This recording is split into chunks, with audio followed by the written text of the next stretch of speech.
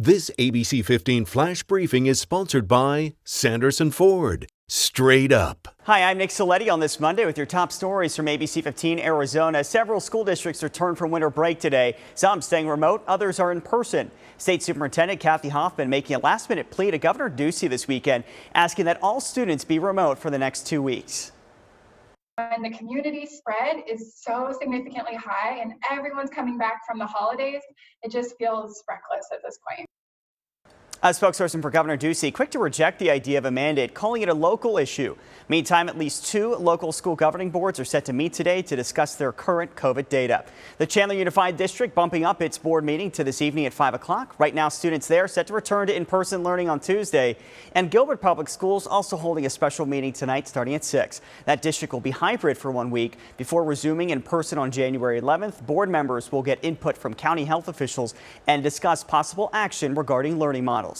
Here's a look at the districts returning to in-person learning. Queen Creek Unified, which is more than 1,000 cases per 100,000 people. Peoria, Dysart, Scottsdale Unified, the elementary and self-contained special education students, and Higley Unified. But this district is asking students who traveled or attended parties over the break to self-quarantine for 10 days. Today's a big day in the vaccine rollout. The people who first received the Pfizer vaccine are already due for the second dose. It's been 3 weeks since vaccination started. You'll remember that healthcare workers in New York, Washington, D.C. and Kentucky were among the first to get it. It was also 3 weeks ago the first vaccines arrived in Maricopa County. Nearly 53,000 doses of the COVID-19 vaccine have been distributed in the county since it's arrived.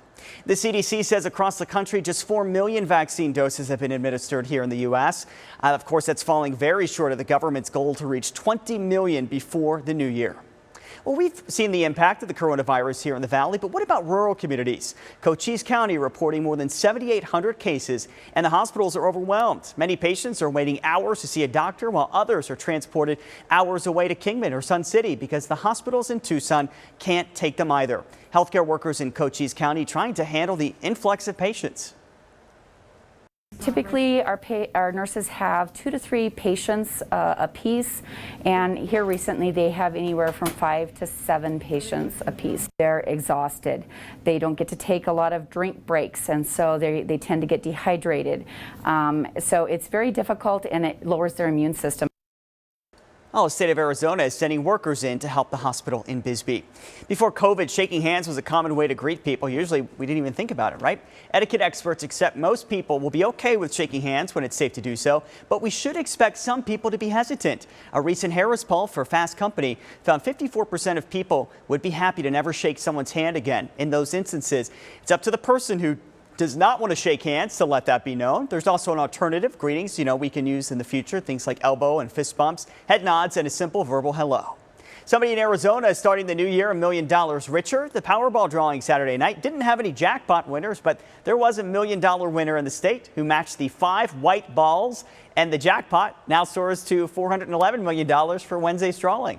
And that's not the only chance to win millions. More than $430 million are up for grabs after the Mega Millions didn't have a ticket winner either. The drawing is tomorrow, so you'll have to get that ticket in time to win big. Time now for that most accurate forecast. I'm meteorologist Iris Hermosillo. It's going to be a warm first full week of 2021 as temperatures trend up. High pressure in control today. That's going to send us into the upper 60s. And we've got a storm system brushing by to our north. It's going to bring snow to California and rain to California, snow to Utah as well. But by the time it moves east, it's going to brush by our state to the north. And it's not going to bring us any moisture, unfortunately, aside from some increasing clouds later today into tonight. So we'll stay dry, and we're going to stay dry all week long with temperatures climbing from the upper 60s today into the low 70s starting tomorrow. So a high of 69 today, 61 in Sedona, 61 in Payson, and low 60s in Globe, with highs in the low 50s today in Flagstaff, mid 50s in Heber and in Show Low. That 7-day forecast shows you a mix of mostly sunny to partly cloudy skies with highs climbing into the upper 60s today, then tomorrow into the low 70s with highs in the low 70s Wednesday, Thursday, and even Friday. Another storm system moves into the Four Corners this weekend. That'll drop those temperatures a bit down into the mid to upper 60s Saturday and Sunday. And for the latest headlines, weather and traffic, just go to ABC15.com or download our free ABC15 mobile app. This ABC 15 flash briefing is sponsored by Sanderson Ford. Straight up.